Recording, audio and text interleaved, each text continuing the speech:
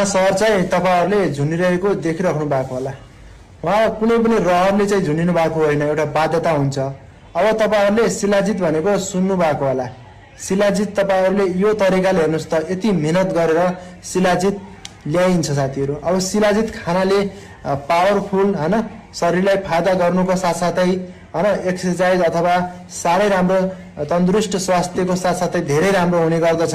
तर त्यसको लागि हेर्नुस् त कति दुःख गरेर उहाँ सरले चाहिँ हैन कति दुःख गरेर ल्याउनु भएको छ त, त्यो पनि हामीले बुझ्नु पर्छ है। जति राम्रो भयो हुन्छ नि स्वास्थ्यको लागि अथवा कुनै पनि महत्त्वपूर्ण सामान अथवा महत्त्वपूर्ण वस्तुहरू त्यो चाहिँ काँडातिर हुन्छ साथी, यानी कि धेरै अप्ठ्यारो ठाउँमा हुन्छ। अब उहाँले चाहिँ शिलाजित ढुङ्गाको एउटा भिरको पाखादेखि ल्याएर राख्नु भएको छ।